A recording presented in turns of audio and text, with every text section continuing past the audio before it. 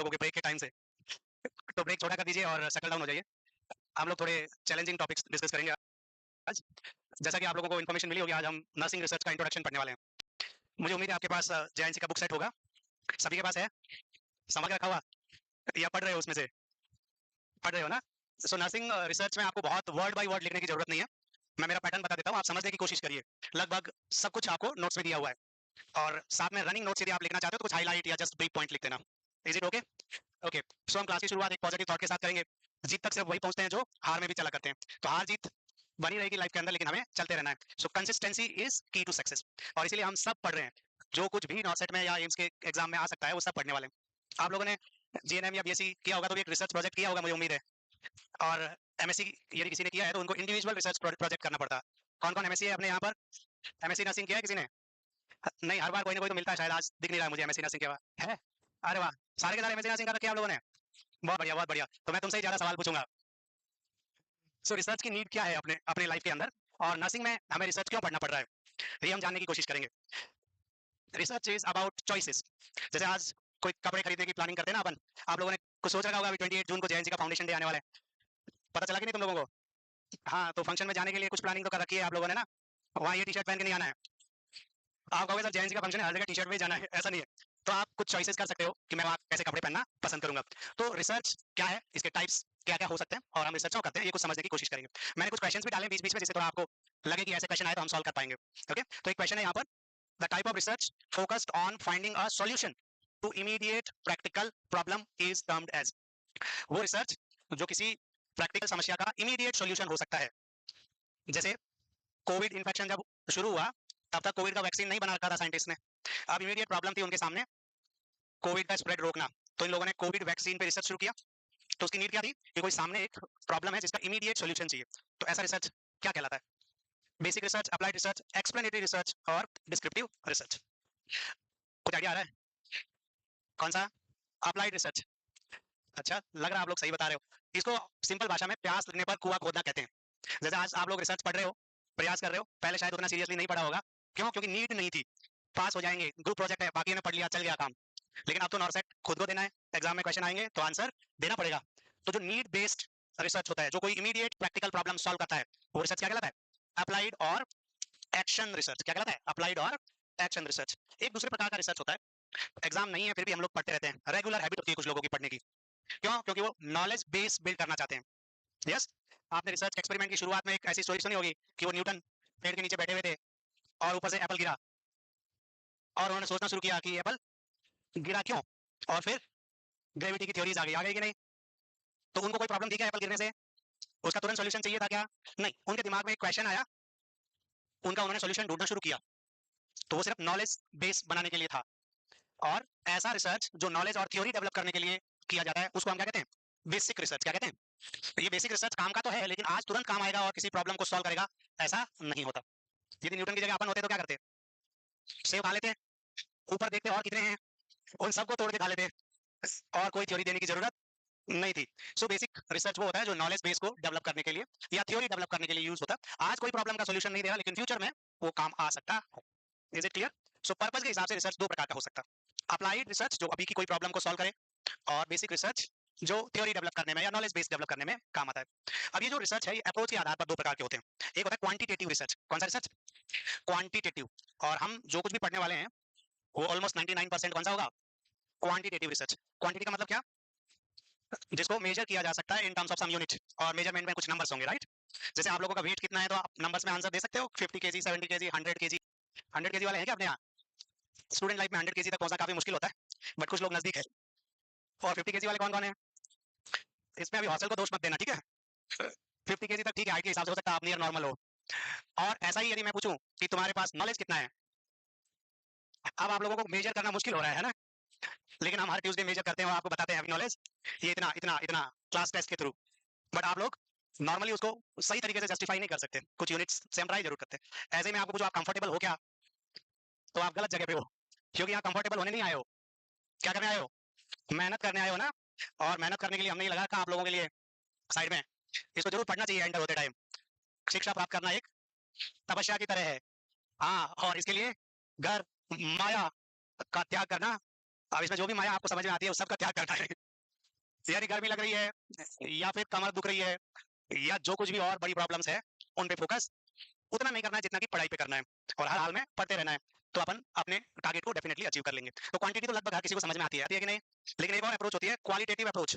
Qualitative approach research का हम थोड़ा सा इंट्रोडक्शन बताएंगे आपको। Qualitative which can be described, जिसको हम डिस्क्राइब तो कर सकते हैं but it can not be measured, exactly आप इसको मेजर नहीं कर पाते, और basically you can feel it.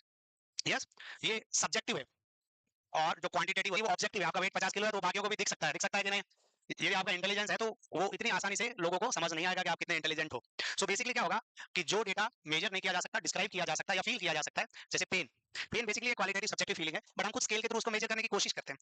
तो इसका मतलब ये नहीं कि पेन मेजर हो सकता है तो वो क्वांटिटेटिव बन गया, नहीं, ट्राई चल रहा है बस। जैसे अपन कह रहे हैं हम दुखी है तो कुछ स्केल क्वेश्चन है आपके दुख का लेवल असेस करने के लिए होता है, how sad you are, but no one else can feel कि आप एक्चुअली कितना सैड महसूस कर रहे हो। कोई महसूस कर सकता है ये, दूसरा नहीं कर सकता। जिसपे जो चीज, हाँ, मैं वही महसूस कर सकता है जिसपे ये गुजर रही हो या बीत रही हो। दूसरे वाले सिर्फ ठीक है समझ सकते हैं, ऐसा कह सकते हैं, लेकिन रियल दुख वो महसूस नहीं कर सकते। और खुशी के मामले में भी ऐसा ही होता है। जब हम कहते हैं हम बहुत खुश है तो लोग कहते हैं हाँ हम भी आपके साथ खुश है, लेकिन कितने खुश है पता नहीं, है ना? अफगानिस्तान ने कल ऑस्ट्रेलिया को हरा दिया T20 वर्ल्ड कप के अंदर। तो अफगानिस्तान के एक प्लेयर ने ट्विटर पे पोस्ट किया, क्या मैच देखने के लिए अफगानिस्तान को सपोर्ट करने के लिए 10-15 लोग आए हुए थे जो मैच देख रहे थे वहां पे वेस्ट इंडीज में। और मैच जब जीत गया अफगानिस्तान तो पूरी दुनिया बधाई दे रही है। बधाई देने वालों का तो मतलब बाढ़ सी आ गई है। लेकिन जब वो स्ट्रगल कर रहे थे और खेल रहे थे तब सपोर्ट करने वाले कितने लोग थे? Hardly few. तो जीतने के बाद तो बहुत सारे लोग आ जाएंगे कि congratulations, well done, we are proud of you, आप आपकी खुशी हम महसूस कर सकते हैं। वो तो काफी सारे लोग होंगे, लेकिन आपको जो जीतते हुए देखना चाहते हैं, जो आपके साथ साथ प्रयास कर रहे हैं, ऐसे लोग कम होंगे। और मेरे ख्याल से हमारी टीम तो कर रही है, प्रयास कर रही है कि नहीं? इसी कड़ी में आज उन्होंने मेरा नंबर भी लगा दिया कि अफगानिस्तान को सपोर्ट करो। चलो ठीक है, मैं भी प्रयास कर रहा हूँ। सो क्वांटिटेटिव इज मेजरेबल, ऑब्जेक्टिव जो देखा जा सकता है, एंड क्वांटिटेटिव इज सब्जेक्टिव, और वो डिस्क्राइब किया जा सकता है, फील किया जा सकता है, बट उसको एक्जैक्टली मेजर करना मुश्किल होता है। ठीक है, यहाँ तक हम पढ़ेंगे क्वांटिटेटिव रिसर्च। और क्वांटिटेटिव रिसर्च पर्पस के हिसाब से दो प्रकार का होता है, अप्लाइड एंड बेसिक। हम ये रिसर्च करना क्यों चाहते हैं उसके आधार पर। यहाँ तक कोई डाउट? Okay good. सो जब आपको बेसिक चीज पता चल गई तो नर्सिंग रिसर्च है क्या, इसकी डेफिनेशन तो पढ़ रखी होगी आपने। कोई सवाल आता है अपने दिमाग में, उसका हमें आंसर चाहिए। जैसे न्यूटन के दिमाग में आया था कि ये एप्पल नीचे क्यों गिरा, और उन्होंने उसका आंसर फाइंड आउट करने की कोशिश की, राइट? या फिर कोई प्रॉब्लम आई अपने सामने, जैसे कोविड आने पर कोविड-19 की वैक्सीन की रिसर्च शुरू हुई। तो बेसिकली दो ही तरीके के लिए ही हम रिसर्च करते हैं, या तो कोई क्वेश्चन का आंसर देखने के लिए या कोई प्रॉब्लम का सॉल्यूशन देखने के लिए। तो एक वर्ड होता है प्रॉब्लम सॉल्विंग, क्या होता है? तो प्रॉब्लम सॉल्विंग और रिसर्च सेम है क्या?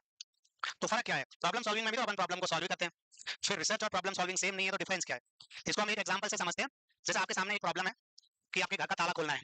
नॉर्मली अपने यहाँ इंडिया में किचन के अंदर 4-5 चाबियां तो रखते हैं, भले ही घर एक ही हो, ताला एक ही हो, लेकिन ऐसे चाबियों का बंडल होता है कि नहीं?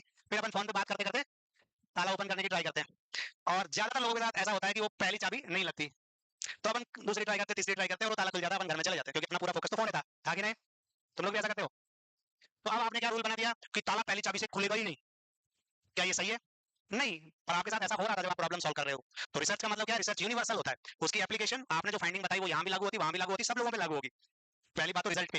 दूसरा क्या होगा कि इसका एक सिस्टमैटिक प्रोसेस होता है। प्रॉब्लम सॉल्विंग का तो अलग अलग आदमी अलग अलग तरीके से ट्राई करेगा, और रिसर्च का एक सिस्टमैटिक प्रोसेस होता है, सभी को वो प्रोसेस से गुजरना पड़ता है। जैसे ये क्वेश्चन है आपका, आपने वो प्रोसेस फॉलो किया जो बाकी लोग कर रहे हैं, तो आपका भी आंसर वही आएगा जो दूसरों का आया है। यस, तभी तो वो साइंटिफिक है। क्या है? क्योंकि साइंस जो है वो एविडेंस से चलती है। किससे चलती है? एविडेंस का मतलब होता है प्रूफ। समझ रहे हो आप? मुझे लगा ऐसा हुआ है मेरे साथ, इस पे लोग यकीन नहीं करेंगे। लोग किस पे यकीन करेंगे? प्रूफ। प्रूफ क्या? कि मैंने वो प्रोसेस फॉलो किया जो आपने किया, तो मेरे भी वही रिजल्ट आने चाहिए जो आपके आए। यस, बहुत सारे लोग पढ़ाते हैं, हम भी पढ़ा रहे हैं आप लोगों को, और आप क्या देख के यहाँ पे आते हो? प्रूफ और रिजल्ट्स देख के आते हो कि नहीं? प्रूफ कहाँ दिखाते हैं हम? चारों तरफ। दिख रहा है आपको चारों तरफ? बीच बीच में वो प्रूफ यहाँ आके खड़े होके भी बोलते हैं। तो भी आजकल की सोशल मीडिया के अंदर लोगों की अंडरस्टैंडिंग का लेवल इतना खराब है, उसके कुछ एग्जांपल मैं आप लोगों को बताना चाहूंगा। बता दूं क्या? तो यहाँ पर जैसे ही अपना कोई बच्चा सिलेक्ट होता है, तो 2-4 नेगेटिव कमेंट करने वाले जरूर आते हैं कि इसको तो मैं जानता हूँ, इसका तो सिलेक्ट होने का लेवल भी नहीं था, इसका सिलेक्शन कैसे हो गया? लगता है कि एग्जाम में पेपर बिक गया। कुछ लोग ऐसे आते हैं, कुछ लोग कहते हैं नहीं नहीं नहीं, इसका सिलेक्शन तो हुआ है लेकिन ये यहाँ नहीं पढ़ी है। ये लोग तो इसको पैसा देके भाषण दिलवा रहे हैं। होते कि नहीं कई तरीके के लोग? और वो लोग कौन होते हैं? जो सिर्फ नुस्खे निकालते हैं, उनका रियल लाइफ में कोई पर्पस नहीं है। बट हमें उन लोगों से तो आगे बढ़ना है कि नहीं? और आप लोगों को तो यकीन है कि नहीं प्रूफ पे कि यहाँ जो कुछ भी है वो क्या है? Scientific, which can be seen and it can be repeated. कि नॉर्सेट 5 में हुए, 6 में हुए, और आप नहीं। जब से नॉर्सेट नाम आया तब से लगे हुए, देखो आप 2000 मेरे ख्याल से 2020 से लगे हुए हैं आपके चारों तरफ पोस्टर्स लगे हुए हैं कि नहीं? बस 24 वाला भी लगने वाला है। हाँ, उससे पहले वाले भी है क्या? नहीं है ना, जगह कम पड़ रही है ना, तुम्हारे लिए बचा के रखिए वो। यानी रिसर्च में हमें क्या चाहिए? प्रूफ। और हम इंडियन प्रूफ मांगने के बहुत एक्सपर्ट है। एक्सपर्ट है कि नहीं? हर चीज का हमें प्रूफ चाहिए, तभी हम विश्वास करते हैं, वरना तो हम अपने आप पे नहीं, उसमें भी विश्वास नहीं करते। तो ये तो गलत बात है ना। पॉलिटिक्स में ऐसा बहुत होता ही रहता है कि इंडिया ने वहां सर्जिकल स्ट्राइक कर दी तो वो लोग कह रहे हैं प्रूफ लाओ। मांगते कि नहीं ऐसे लोग, प्रूफ क्या, जिसपे स्ट्राइक की है वो रो के कह रहा है भाई साहब हमें धो डाला, तो और प्रूफ क्या चाहिए आपको, प्रूफ चाहिए क्या और कुछ नहीं ना। सो ये जस्ट आपको बैकग्राउंड में बता रहा हूँ कि रिसर्च में प्रूफ की बड़ी इंपॉर्टेंस है, और ये साइंटिफिक प्रोसेस है। क्या है? साइंटिफिक, और साइंटिफिक के साथ साथ ये सिस्टमेटिक है। क्या है? यस। और सिस्टमेटिक इंक्वायरी होना बहुत जरूरी। पढ़ाते हम आपको इस तरीके से पढ़ाते हैं, हमने एक सिस्टम बना रखा है, कंटेंट को ऑर्गेनाइज करा रखा है, एक सीक्वेंस दे रखा है, किस कंटेंट को कितने डेप्थ में पढ़ाना है, इसका एक सिस्टम है कि नहीं। सपोज आपको हेडेक हो रहा है अभी, नहीं हो रहा ना, घुटने में दर्द हो रहा है, इन दोनों बातों का क्या लिंक है मैं अभी नहीं बताऊंगा। है कोई घुटने में दर्द वाला? चलो ठीक है। सो सर दर्द होने पर आप क्या करोगे, कोई कहेगा चाय पी लो, कोई कहेगा सो जाओ, कोई कहेगा म्यूजिक सुन लो, कोई कहेगा बाहर वॉक करके आ जाओ, और अलग अलग लोगों का हेडेक इससे ठीक भी हो सकता है। क्या आप इसको एक थ्योरी के तौर पे दे सकते हो क्या कि हेडेक होने पर ट्रीटमेंट म्यूजिक सुने, दे सकते हो क्या? जब तक ऐसा नहीं दे सकते तब तक ये साइंटिफिक नहीं है। क्या है? ये इंडिविजुअल डिफरेंस पे है, तो उसको रिसर्च मानेगा नहीं। मानेगा तब जब सबके वही रिजल्ट आएगा। तो रिसर्च क्या कहता है, ये एनालिसिस है जिससे हेडेक सही होता है। आपको दी, आपका भी हो गया, इसको दी, इसका भी हो गया, उसको दी, उसका नहीं हुआ, हो गया ठीक है। जिसका नहीं हुआ तो मुझे बताना, मेरे पास इंजेक्शन भी है। सो कहने का मतलब तब वो ड्रग मार्केट में आ सकती है एज एनाल्जेसिक, जब उसका इफेक्ट सभी लोगों पर लगभग सिमिलर होगा। यस और नो?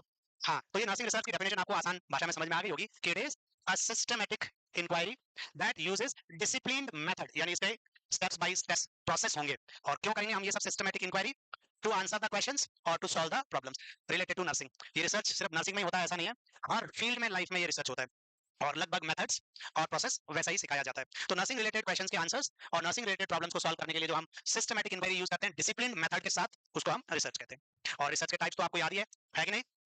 Quantitative and qualitative. और अब हम जो पढ़ रहे हैं क्वांटिटेटिव रिसर्च पढ़ रहे हैं, और क्वांटिटेटिव रिसर्च में ऑब्जेक्टिविटी होती है, आप उसको देख सकते हो, इसमें हम कंट्रोल भी कर सकते हैं सिचुएशंस को।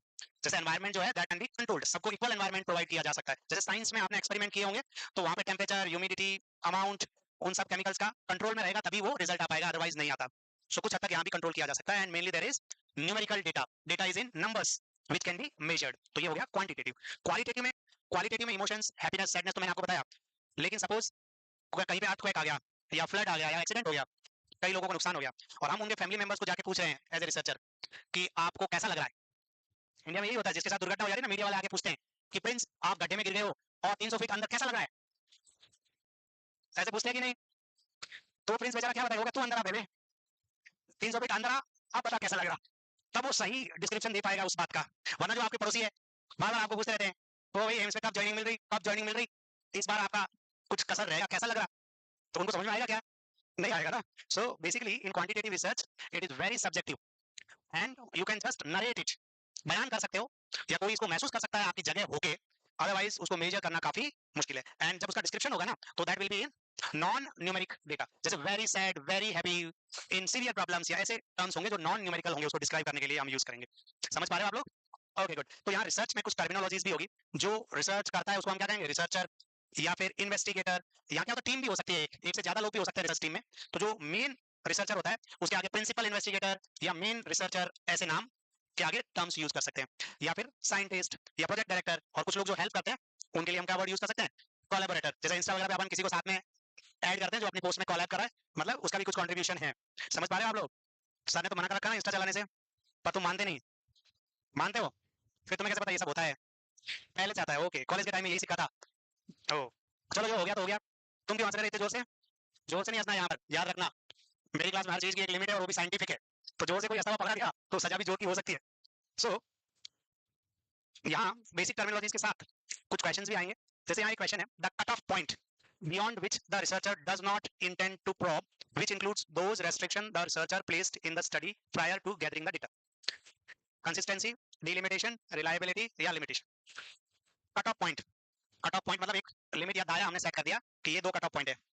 कब सेट करा? कि स्टडी में डेटा कलेक्ट करने से पहले ही रिसर्चर ने ये कट ऑफ पॉइंट सेट कर दिया कि बस इससे आगे नहीं जाना है, अपने को इतना ही करना है। और इसमें आपको दो ऑप्शंस दिख रहे हैं, कुछ लोग कह रहे हैं लिमिटेशन और कुछ लोग कह रहे हैं डीलिमिटेशन। सीडीए भी रिलायबिलिटी वाला भी है क्या? नहीं? अच्छा, लिमिटेशन वाले कौन कौन है? दायरा सेट करना मतलब लिमिट सेट करना मतलब लिमिटेशन, काफी आसान सा सवाल है, लेकिन ये लिमिटेशन जो भी कह रहे हैं वो गलत है। फिर क्या होगा? वो लिमिट और डीलिमिट में फर्क क्या है? ये दायरा या लिमिट किसने सेट करी? रिसर्चर ने। कब? स्टडी शुरू करने से पहले ही उसने तय कर लिया कि अपन तो इतना ही सर्च करेंगे, यानी कि यही क्वेश्चन का आंसर ढूंढेंगे, इससे आगे नहीं। हम लोग भी आपको कहते हैं कि कितना पढ़ना है और क्या पढ़ना है, और साथ साथ कहते हैं क्या नहीं पढ़ना है, कहते हैं कि नहीं। अब बहुत सारे बच्चे कहते हैं यार ऐसा क्यों कहते हैं क्या नहीं पढ़ना है, ये तो गलत बात है, हम जो भी पढ़ रहे हैं ठीक ही तो है। और वो थ्री इडियट में एक डायलॉग भी था, जहां से मिल रहा है ज्ञान ले लेना चाहिए, है कि नहीं। ज्ञान जहां से भी मिल रहा है ले लेना चाहिए, इसमें कोई बुराई, कुछ लोग ऐसा मानते होंगे, आप में से कोई है ऐसा? तो मुझे उम्मीद है कि आप लोग जब YouTube देख रहे होंगे तो 400 लाइव चैनल दिख रहे होंगे, वहां जा जाके चेक नहीं करने का, ओ क्या कह रहे हैं गुरुजी, क्या कह रहे हैं गुरुजी। गुरुजी प्रयास कर रहे हैं, हाँ गुरुजी के अपने अपने चेले हैं, लेकिन अपने पास इतना खाली टाइम है क्या? क्यों? क्योंकि क्या पढ़ना है ये जितना इंपॉर्टेंट है ना, उतना ही इंपॉर्टेंट है क्या नहीं पढ़ना है और क्या नहीं करना है, इसलिए हम लोग बार बार ये बता रहे हैं। तो जो रिसर्चर है वो एक ही रिसर्च में सब क्वेश्चन का आंसर नहीं सर्च कर सकता, उसकी भी मजबूरियां हैं, टाइम की, एनर्जी की, मनी की। तो उसने जो क्वेश्चन लिया है उसका वो आंसर देख लेगा। कुछ बच्चों को ये क्यों होता, ये क्यों होता, ये क्यों होता, उसके उसमें बहुत ज्यादा लॉजिक लगाने की आदत होती है, वो उलझ के ही रह जाते हैं एक ही क्वेश्चन पे, आगे बढ़ ही नहीं पाते। और कुछ बच्चे होते हैं जो लॉजिक थोड़ा बहुत उसका रैशनल तक समझ लेते हैं, जब उनको लगता है इतना ठीक है तो वो आगे बढ़ जाते हैं, और रिजल्ट में आप देखते हो जो ट्रैप होकर रह जाते हैं वो वहीं पे ट्रैप होकर रह जाते हैं, और जो आगे बढ़ जाते हैं उनके पोस्टर्स यहाँ लग जाते हैं कि नहीं। सो ये लिमिट जो रिसर्चर ने खुद सेट करी है उसको हम कहते हैं डीलिमिटिंग योरसेल्फ। डीलिमिट करना मतलब दायरा सेट करना। भले मैं 4 घंटे पढ़ूंगा या ये बुक पढ़ूंगा, पर इसको तो मैं अच्छे से पढ़ लूं, इस टॉपिक को तो अच्छे से पढ़ लूं, ये डीलिमिटेशन कहलाता है। और आपने वो टॉपिक पढ़ने का प्रयास किया, फिर भी आपके 100% नंबर आएंगे क्या? आपने तय किया था इतना तो पढ़ना ही है, उतना आपने पढ़ भी लिया, लेकिन 100% मार्क्स आ रहे हैं क्या? फिर भी कुछ कमी तो भी रह जाती है हमारे बेस्ट एफर्ट्स के बावजूद। फर्क फर्क साफ नजर आ रहा है यहाँ पर कि आपके एफर्ट्स में जो कमी रह गई है वो आपकी लिमिटेशन है। लिमिटेशन आप लोगों से, मेरी लिमिटेशन मुझे नींद आ गई, मेरी लिमिटेशन में शेड्यूल फॉलो नहीं कर पाई, मेरी लिमिटेशन है कि मैं टाइम मैनेज नहीं कर पाई। यस, तो डीलिमिटेशन और लिमिटेशन में फर्क क्या है? जो दायरा हम खुद सेट करते हैं, इस कट ऑफ पॉइंट से आगे हमें नहीं जाना है, वो डीलिमिटेशन है। क्या है? Boundary, that is boundary. और उस प्रयास के दौरान भी हम उतना नहीं कर सकते जितना हमने टारगेट किया था, दैट इज आवर वीकनेस। क्या है? Weakness, that is weakness in your efforts, तो वो क्या कहलाएगी? लिमिटेशन। तो रिसर्चर अपनी लिमिटेशन, कमजोरियां भी दूसरों को बताता है, इसलिए हम स्टडी में हमारी लिमिटेशन भी लिखते हैं। जैसे जो बच्चे सिलेक्ट होकर आते हैं वो अपनी स्ट्रेंथ तो बताते ही बताते हैं, लेकिन साथ साथ अपनी लिमिटेशन भी बताते हैं कि मैं ये नहीं कर पाई। यदि आपके पास समय मिलता है और टाइम एक्स्ट्रा है तो आप ये जरूर कर लें, बता देंगे जैसे आपने को बेनिफिट हो, तो आगे जो रिसर्च करने वाला है उसको बेनिफिट हो जाए हमारी लिमिटेशन, वो और बेटर रिजल्ट दे पाए। तो इसलिए हम लोग क्या लिखते हैं स्टडी की स्ट्रेंथ के साथ साथ लिमिटेशन। और लिमिटेशन का मतलब है वीकनेस, लिमिटेशन का मतलब क्या है? वीकनेस। और डीलिमिटेशन का मतलब क्या है? रेंज। हमने अपनी बाउंड्रीज फिक्स कर ली, कट ऑफ पॉइंट, इससे आगे हमें जाना ही। कंसिस्टेंसी, लगातार। रिलायबिलिटी हम आगे बढ़ेंगे, भरोसेमंद, कोई भी रिजल्ट कितना भरोसेमंद हो सकता है रिसर्च का।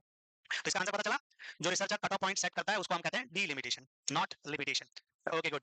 तो यहाँ कुछ और टर्म्स देखेंगे हम, जैसे रिसर्च में हम इंफॉर्मेशन कलेक्ट करते हैं कि नहीं, और इंफॉर्मेशन से कोई मीनिंग नहीं निकलती।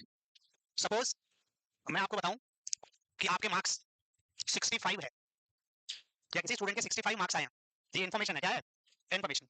इस इन्फॉर्मेशन से आपको कोई मीनिंग पता चल रही है क्या? कौन सा एग्जाम था? क्या वो बच्चा सिलेक्ट हो गया क्या जिसके 65 मार्क्स आए हैं? यस। तो आपको रैंक बताओ, रैंक। तो मैंने बता दिया उस बच्चे की रैंक है थर्ड, थर्ड रैंक। अब इसमें कुछ मीनिंग निकला क्या? नहीं, क्योंकि नॉर्सेट की रिजल्ट रैंक आती है तब तक बच्चे हमें मैसेज भी नहीं भेजते आजकल। क्यों? क्योंकि रैंक के बाद भी पता नहीं कि एम्स अलॉट होगा कि, जब एम्स अलॉटमेंट आ जाता तब वो लोग हमें मैसेज कर रहे हैं कि thank you so much, AIIMS Gorakhpur, Nagpur, Bilaspur. आप लोगों ने देखा ये इस बार? तो ऐसा क्यों कि इन्फॉर्मेशन और डेटा में फर्क क्या है? जब इन्फॉर्मेशन तो टुकड़ों में जानकारी होती है, और जब हम उसको मीनिंग दे देते हैं, इंटरप्रेट करके समझ सकें, इसको हम एनालिसिस कहते हैं। रिसर्च में हमें वो डेटा को एनालाइज करके उसमें से मीनिंग निकालनी होती है। अब मैंने बताया वो बच्चा थर्ड आया है तो आप लोग खुश हो गए, अब तो उसका सिलेक्शन हो ही गया होगा। नहीं, फिर आप मुझे पोस्ट कितनी थी, और पोस्ट 3 होगी तो उसका सिलेक्शन होने की संभावना है, अदरवाइज नहीं है। 3 पोस्ट हो गई तो भी वो लड़का था कि लड़की, ये भी डिसाइड करना पड़ेगा, क्योंकि बहुत तरह के रिजर्वेशन है आजकल, है कि नहीं।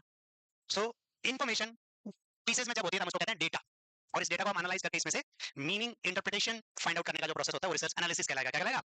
सो हम इन्फॉर्मेशन कलेक्ट करेंगे रिसर्च में, और उसको एनालाइज करके रिजल्ट्स के तौर पे बताएंगे। तो हर रिसर्च में बेसिक इन्फॉर्मेशन जो कलेक्ट की जाती है उसको हम डेटा कहते हैं। और आजकल तो डेटा से हर कोई वाकिफ है। आपके फोन का डेटा, कितने जीबी खा जाते हो दिन में? जीबी से काम नहीं चलता, खाते ही नहीं हो। कुछ लोगों ने 4 4 सिम कार्ड ले रखी है अनलिमिटेड रील्स देखने के लिए, वो यहाँ नहीं आए ना। Okay good. वो ऑनलाइन बैठे पढ़ रहे हैं ना, वो भी सुन रहे हैं मुझे, वो कहेंगे सर हम तो सिर्फ लाइव क्लास देख देख के हमारे डेटा खत्म हो जाते हैं। तो यहाँ एक वर्ड है जिसपे कई क्वेश्चन आएंगे, आगे हम इसको डिटेल में पढ़ेंगे, वो है रिसर्च हाइपोथेसिस। हाइपोथेसिस वर्ड सुना है आपने पहले? तो इसका मतलब लगभग मैं आपको समझा दूं, it is expected relationship between independent and dependent variables. यहाँ एक वर्ड आया वेरिएबल्स,